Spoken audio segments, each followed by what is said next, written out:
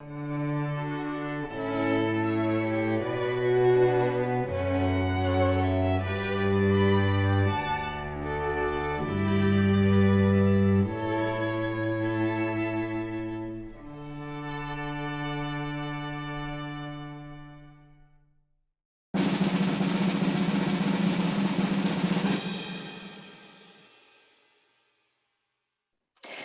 welcome to International Hawaii. I'm your host, Cindy Matsuki.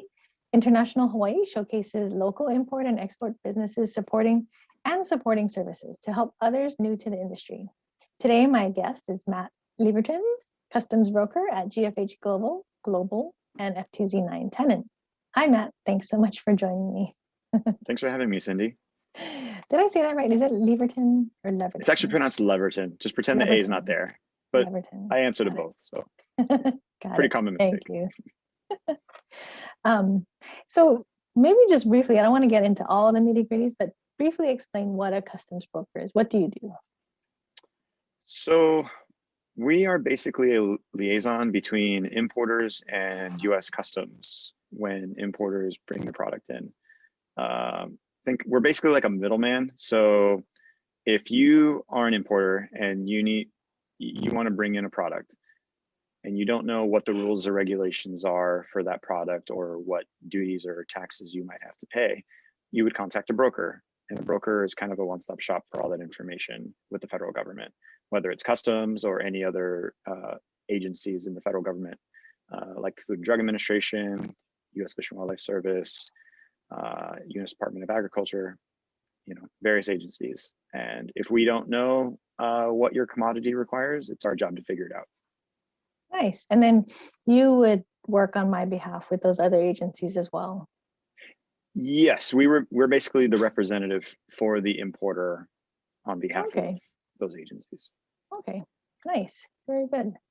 And I also wanted to let our viewers know that for more information, if you wanted more information about customs brokers and what they do, check out Import 101 video featuring Matt and Gary Hamakawa of GFH Global on our video library at ftz9.org. That is, they go really into like detail about what customs brokers can do for you, and it's a very educational video.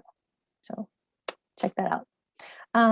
So as an update to, I guess, what's going on, have you seen any changes during this whole pandemic area? Like, what are your clients saying, or what have you seen overall as trends? Well, definitely anything related to tourism or hospitality has gone down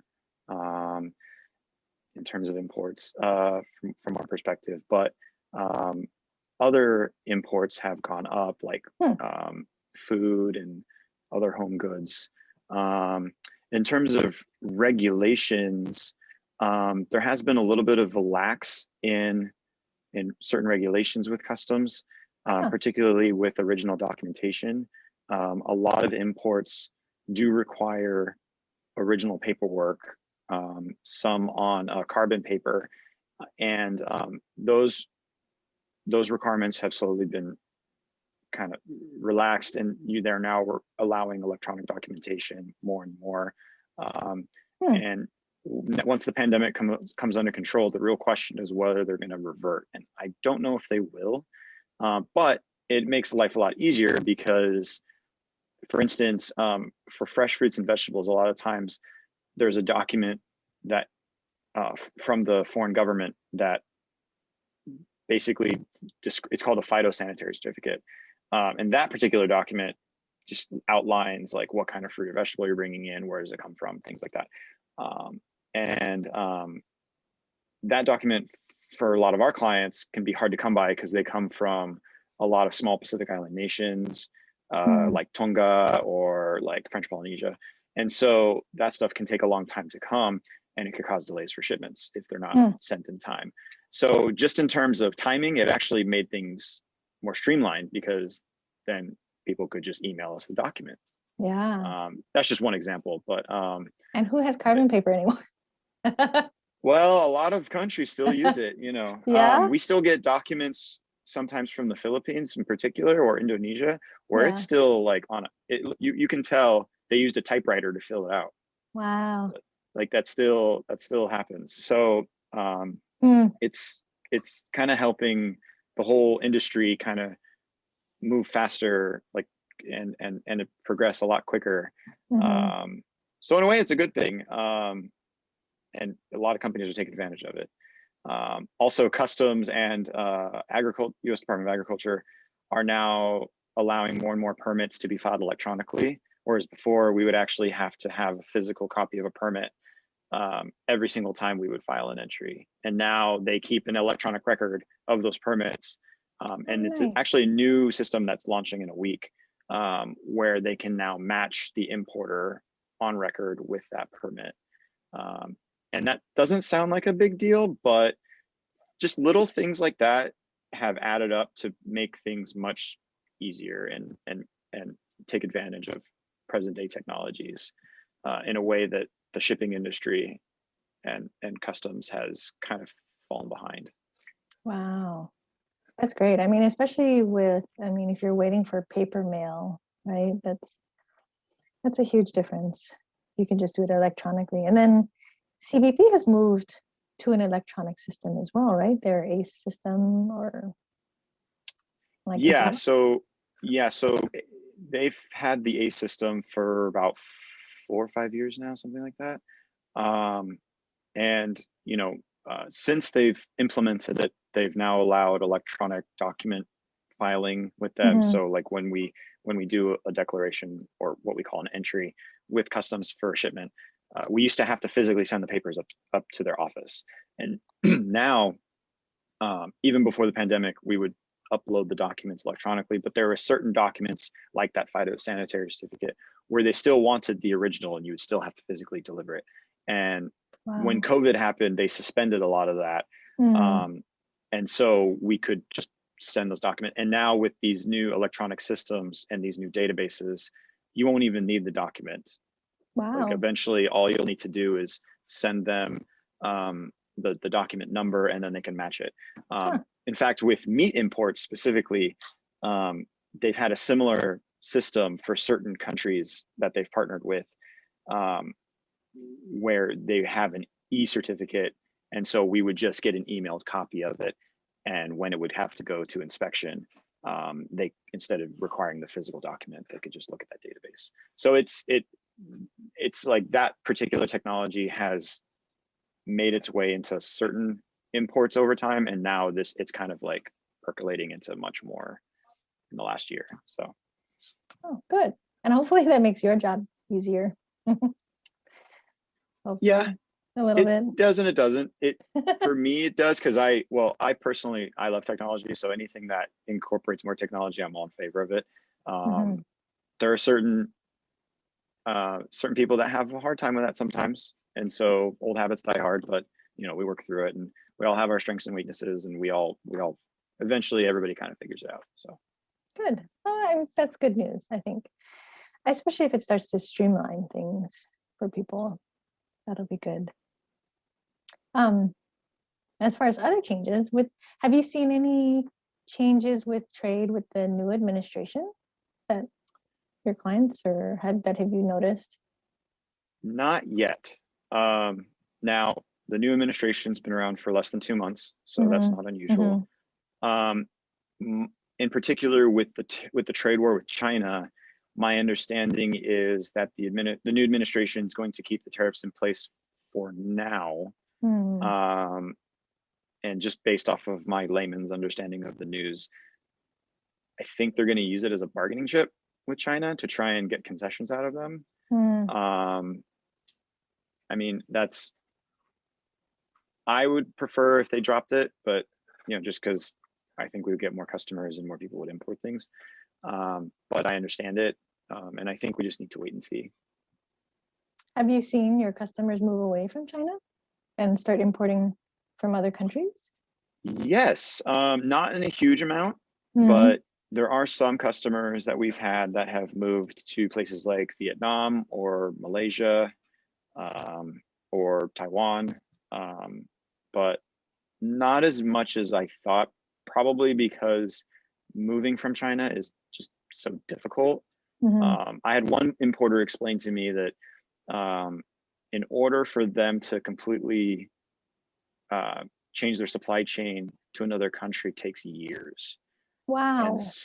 yeah, and so when they told me that, and it's not as simple like we just find another place to buy it Yeah, from. yeah. Like it's not that simple. Like it's, and I think that's part of the problem is that people have this perception of the trade with China of like, oh, you can just buy your stuff from another country. It's like, well, Mm-hmm. no, there's a lot of factors at play that you have to think about. So it's maybe for some smaller importers it might be easier, or people just starting out because they haven't had those connections yet. But a lot of our clients have had relationships with factories in China for years. Some of them even own their own factories. So for them Wow. to just up and move Yeah. is really hard. So yeah, we'll see. But And I guess you have your whole, like all of the logistics lined up, right? Like, so you have your broker on that side and your shipping and everything all the way up until it gets here, right? So I right, think you and have to especially change if it's all of that stuff.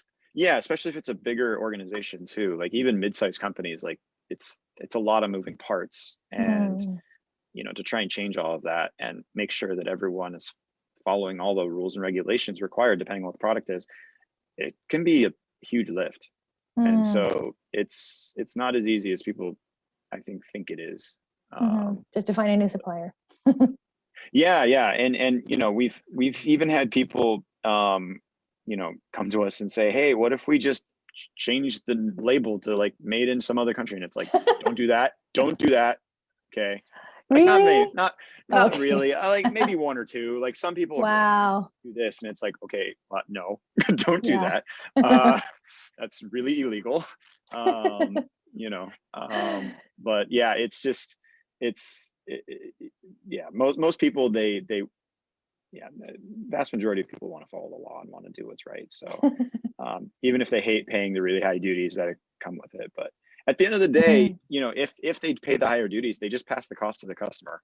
mm, And yeah. so like it just ends up making goods cost more. So Mhm. and you're just, and all that money, it's not like China is paying those duties. Like the local importer in Hawaii is paying those duties. They are Mhm. responsible for paying those duties. Mhm. So and even trying to recoup those duties from China creates a whole other slippery slope of different kinds of duties that Wow. called anti-dumping, which is a whole other ball game, and you don't even want to get involved with that. It would be a huge problem. So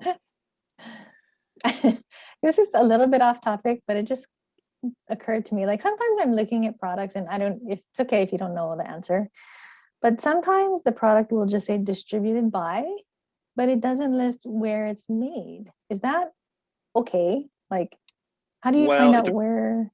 it depends. So if the good is made in the United States, it doesn't have to say made in USA. That's Oh, not a requirement. so you can assume if it doesn't say where it's made, then it's made someplace in the USA. Yeah, basically, Huh. because um, that rule where a product says made in China or made in Taiwan or made in Vietnam or made in Korea, Hmm. that is a customs regulation. Okay. So Customs anything is the from yeah, outside. yeah, customs is, they are the agency that enforces that. So if you import something and it's not properly labeled made in X country, Hmm. like you will have to label it, or you will have to destroy it, or you will have to send it back.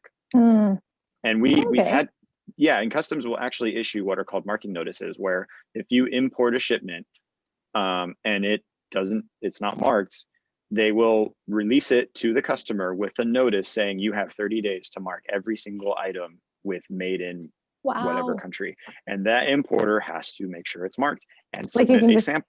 stick a sticker on it or Well, so it depends. So the it's a little in the weeds, but basically um, it depends on the product. So like mm, my water bottle, for example, I'll show you. I have a hydro flask, right? mhm, On the bottom, it's printed. I don't know if the camera can see it.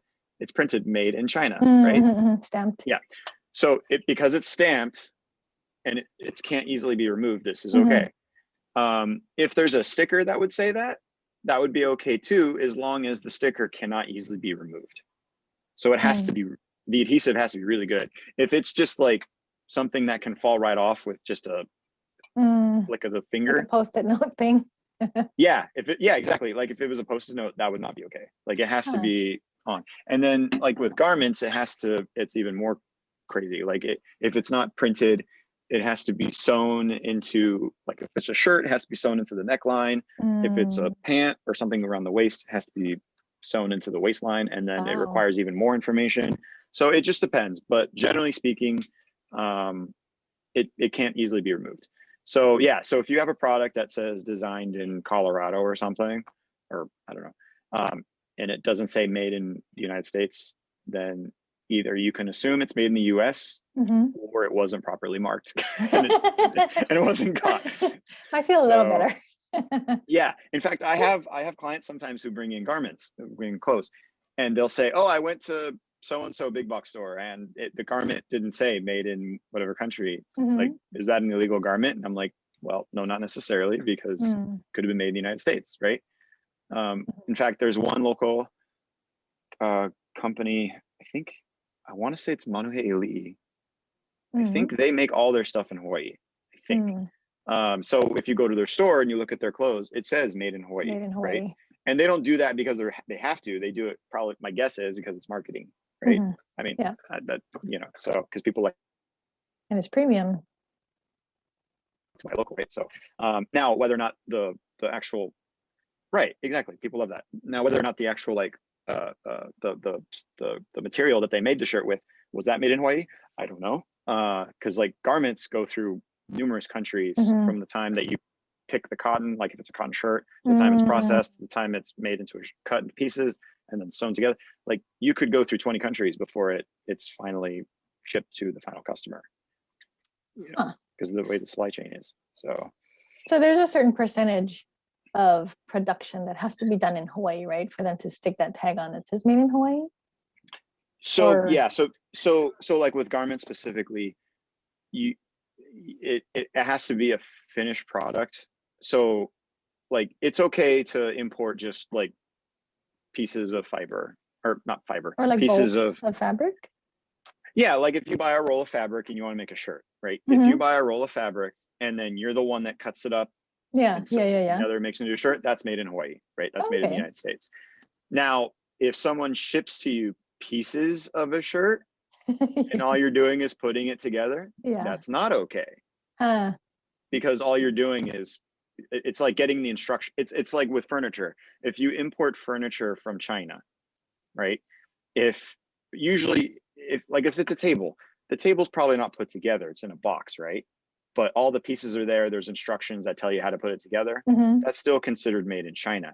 Now, if you bought like pieces of wood, and then you actually made it, you cut it to size, and then you got all the parts and you put it together on your own, that's not made in China, even if the wood is sourced from China. So it's that kind of thing. Yeah. Okay. Got it. So complex. So I mean, even though it doesn't say, and it's made in the USA, some of the stuff could have came from other countries. That's all in the product. Yes. In fact, going back to garments for a moment, I think I saw on NPR a few weeks ago, did you know the number one, I think, is it the number one maker of premium cotton in the world is the United States still? No. Yeah. That's kind of nice. Still, premium cotton is still, most of it is still made in the US, or the majority of it. At least that's my understanding of it. But they export the cotton, and then overseas it's eventually turned into clothing, and then it comes back. Really? Yeah. Interesting. So then it won't be made in the US anymore, but it's US cotton. Yeah, isn't that weird? It's like people assume like, oh, buying local like means it's like kind of like the farm to table movement, right? Which is totally great. You know, that whole system is great, but sometimes like stuff, it's not what it seems. Like this shirt, for all I know, the cotton may have been like may have come from a farm in Alabama, for all I know. I don't know, you know. But it's like our cattle, right? Because there's not a processing facility. So even though the cows are grown here, they get shipped to get processed. and then they come back. I think it's Maybe. something like that. Could Yeah. be. It could be. Possibly. Yeah. Which is I could see that. not great, but Well, that's yeah. the globalized world for you. Yeah, exactly. I was going to ask, is there anything specifically affecting Hawaii and Hawaii businesses? Like, one of the things that I've been reading from CBP is that they're cracking down more on forced labor goods that come from certain regions. I don't know if that's something that's affecting our businesses, or are there other issues that you've seen clients have been affected by? Not that I've seen. Mostly, yeah, not that specifically. Because the tricky part is like let's say a shipment goes to exam, right? Goes to examination. If customs selects it, because not everything gets examined, but if a shipment's selected for exam, usually we won't know why they chose it unless they found a problem. Huh. So like, I'll have a client, they'll bring in a container. The container gets selected for physical exam. It goes to the exam facility. The vast majority of the time, customs will look at it, they'll be done, and then they'll just say, okay, we're gonna let it go. And we will never know why they looked at it. Part of that is because they're a law enforcement agency. And as law enforcement, they're doing an investigation, right? And so when they investigate, they aren't gonna tell us what they're looking for. Most stuff I've seen lately is there's containers come and they have dirt on them. And that's a problem because the dirt usually has invasive species in it. Wow. And so they won't necessarily reject the shipment, but they'll require the container to be cleaned, which can cost money because anytime a container goes to exam, the importer has to pay for the exam fees because customs doesn't actually pull the container. They hire a third party who pulls the container to a third party company exam site, and then customs will tell that company, offload that container or just open it or whatever. And then the company uses their manpower to offload it. And then when customs is done with the exam, the importer is the one that has to pay the bill for all those hours worked.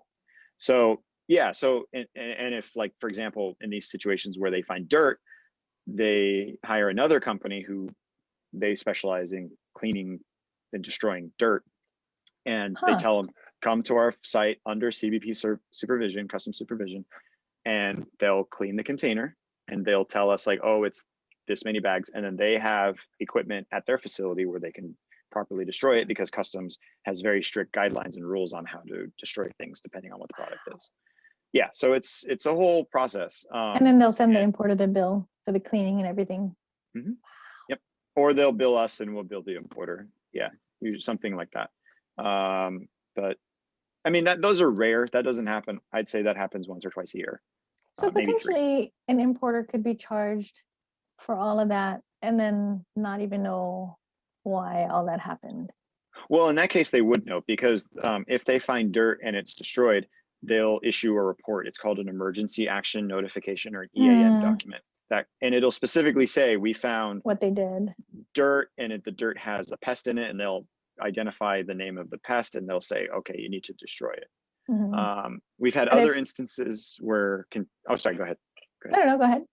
No, I was gonna say, we have other instances where people, when their containers were stuffed using what's called solid wood packing material. So like normally if you bring in a container, you'd want to use like plywood or plastic pallets or something like that.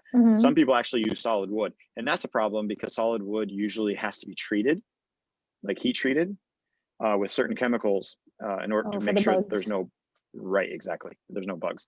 And so we've had it happen where people will bring in a container that has solid wood packing and then there's bugs in it. And if they find bugs, or if they find that the wood itself is not treated, because it has to be treated, and there's a way to do that. There's like a stamp that tells them that's treated. It's called an ISPM 15 stamp. And if they don't see that stamp, they'll say this wood is not compliant. You need to re-export the wood. We can't destroy the wood here because Hawaii doesn't have the capability of doing that, but we'd have to export it. So what they will do is they'll take the wood they'll have the third party company cut it up and put it into bins, and then we'll have to hire a forwarding company, a freight forwarder, to air freight it out Back and to export it where out it came to either from. where it come from or some country that will take it. Some countries won't even take it. Wow, that Yeah. sounds horrible. And the importer has to pay for all this. Correct. Yes. Yeah. Wow. Now, again, these are like worst case scenarios. This is not what happens a lot. It's for that non-compliant wood, I've been in the business for a decade. I've had 4 or 5 clients I've had to do that out of hundreds or thousands. So that again, it's rare, but that's just one example. But so do you think CBP would automatically check anything that comes in that says it's packed in solid wood crates, or? If they suspect that it has solid wood, my guess is yes. I don't know how they choose that. Yeah. And they won't tell us. I can only go off of our own experiences. But for all I know, like a lot of times customs, their agriculture division were the ones that check for that stuff. When they do actually pull a container and then they just release it, it could just be that that's all they're checking, and then they see the stamp or they see that it's not solid wood, and then they're satisfied, and then they're like, oh, we really don't know, and that's kind of the hard part, is that we're dealing with incomplete information. And so we'll have people ask like, oh, why did they pull my container? And I'll say, well, they won't tell us, good. And yeah, unfortunately the mantra we go by is no news is good news. But if we have news to report to them, that usually means that something's wrong. But there's no way of them knowing how to prevent it, right? If they have no idea what triggered the inspection. Yep. Agreed. Yep. It's horrible. really unfortunate. It's really unfair. But I mean, the other thing is, if importers have experience and they've worked with experienced freight forwarders, those freight forwarders can help them avoid those pitfalls, right? Because if they're hiring a forwarder to ship the container, will it be a little more expensive? Probably. But at the end of the day, they'll know what's compliant, the ways they can mitigate those problems, and the likelihood of their stuff falling into those traps is probably pretty low. Or do you also work with your supplier at the same time and ask them, like, or can you tell them? Yeah, so you don't want it packed this way, or you want it packed a certain way? Yeah, no, you absolutely can. You can tell your and we do tell clients, avoid using that kind of stuff if you're going to ship your own container. But at the end of the day, you're trusting the shipper. And so if you're a new importer and you don't have a relationship with them, or if they make a mistake, like sometimes it'll be a simple mistake of there was a stamp on the wood, but the way they put the pallet together, you can't see it. Oh, yeah. And they'll still reject it like because on the inside. Exactly. And with a rule like that, customs will say, if we can't see it, we reject it. Wow. Yeah. So it's tricky, but again, that's, I think in that particular situation in 10 years has happened once, where somebody just, the stamp was in a gap somewhere where they put it together, and it's like, oh no, we don't accept that. It's like, well, so then the whole shipment you can't clear? You can. So they don't reject the whole shipment. So what they'll do is they'll take the wood apart if they can. They'll separate the wood from the shipment, and then put that wood into bins, and then those bins will be shipped out separately. And then once they have confirmation that the wood is gone, then they'll release the rest of the shipment. Now, if they use a lot of it, to the point where they cannot separate it, then we've seen situations where they've rejected the whole container. But even that's like, I think that's happened twice. Wow. Maybe. I don't even know if it's happened that many times with our customers. So it's pretty rare, but the vast majority of the time stuff gets through, no problem. But again, that's why talking to a broker first before even ordering something is the best call, because we can give you the best idea of how to avoid those pitfalls. It's not perfect, but and we're always learning too. You know, there's always new things that come around the pike. Because it sounds expensive. Yeah, it can be. But again, like if you work with experienced forwarders and you do your homework beforehand, you can avoid a lot of that stuff. So if you work with a freight forwarder and they're putting together different suppliers, say pallets, does the CPP or the other agency's investigation apply to the whole container, or say by importer? Oh, you're talking about loose cargo. Yeah, sorry. Yes. No, it's okay. Yeah, so that's different. So what I'm referring to is more of like people who bring in a full container and do stuff on their own. Yeah. So if you're working with a freight forwarder and they're consolidating, smaller. Yeah, right. If you're consolidating with other people using a freight forwarder, that process is a little different. So depending on who the freight forwarder is and who depending on which CFS, you're referring to CFS cargo, depending on which station that goes to, usually our experience in the last few years, especially since ACE came on board, is that customs will, if they want to examine one part of the shipment, they'll hold up everything in the container. And it's not so much like they'll reject everything. It's more of just, they'll put it on hold. They won't release it right away. So like if you file if you file declaration for that shipment the day it comes in, you probably won't see a clearance right away. Whereas with a full container, if you're bringing in a full container of just your stuff, there's a good likelihood that you'll see the clearance from customs right away. But yeah, with loose cargo, a lot of times, if they put a hold on one piece of the console, they'll automatically just hold everything, and that hold will stay in place until the cargo gets to the warehouse where it has to be offloaded. And then once it's offloaded and customs finishes their inspections, their initial inspections, at least this is my understanding of it, because again, we don't see this. This is just us from conversations with forwarders and with customs.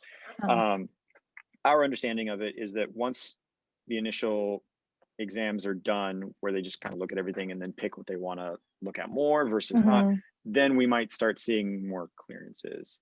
And that can be upwards of a week to 10 days after the shipment arrives. Wow. So yeah, so if you bring in loose cargo, be patient. Don't expect to get your stuff right away. Take a little longer. It's going to take some time. It is the cheapest way to bring stuff in. Yeah, if you want to, if you're in a rush and money's no object, fly it in, because it'll clear it much faster through air freight. Although with COVID, that's a little trickier, because since there's less flights, right? There's less flights, there's less cargo coming in through air freight. So, because a lot of people don't understand is most air freight comes through passenger aircraft. So, interesting. Yeah, so if you don't have a passenger flight, you don't have there's no freight in there, you know. Wow. Yeah. Interesting. Oh, on that one note on the loose cargo, so say it does get pulled for investigation, would all the importers split the fees, or would it just be the one that gets held back that has to pay for the whole thing? That depends on the warehouse's policy, because it's the warehouse or the CFS station that makes that determination. Yeah. Interesting. From what I've seen, I would say yes, that's true. Like I know certain facilities and certain forwarders, if they have fees for exam, a lot of times they will spread it around. Now, with that being said, it's still probably going to be cheaper than, say, bringing in a full container, right? But it also depends on how many importers are in that consolidated container with you. Yeah. Like we've had, and this isn't something that's also very rare, but we've had clients who have had loose cargo shipped in a container where the container was only like half full. And so there was only like 3 people in the container. And then they had to share. And if the container went to exam, they would have to share the cost. And because there was only 3 of them, they paid a lot of money for that exam, even though their portion was really small. But because the way exams work, it's by container, right? So now if the console had like 20 people in it, then you're probably going to pay a lot less. So bad. But that's out of your control. That's based off the forwarder. And then if we've had people who get upset because they're like, why do I have to pay $1,000 or however much it is? I'm just throwing a number out there, but X amount of dollars out there if my shipment's only like 1 cubic foot or something. And then that's when it wasn't mine that was causing a problem. Right. And then but like there's no way of proving whose shipment it was. And so it could cause a dispute between the forwarder and the importer. But again, rare. It's rare. You know. Well, that's good. I'm glad these crazy cases are rare.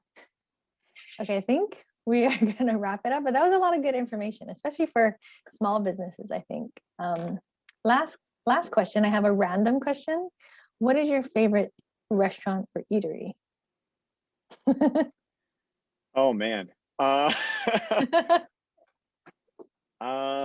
Just for random information. No. That's a tricky question. So I'm kind of I like comfort food. No, I'm not a foodie. No, I like comfort food. And I've lived in Hawaii now for about a decade, and my wife was born and raised here. So we tend to like Asian fusion places. And so I would say probably our favorite place is Shokuro, Japanese. Oh, yes. Yeah, over at Alamar Shopping Center. We've been going there since we moved back here, and it's harder now, obviously with the pandemic. And then before that, we had our first child a couple of years ago, and so that makes it hard. Yeah, we kind of we were saving that for like date nights. Nice. So, yeah, their tofu is really good. Okay, good. I like that recommendation. So thank you so much for joining me, Matt. And it was great to talk to you. Thanks for joining me on International Hawaii, on ThinkTech Hawaii. And we'll see you next time.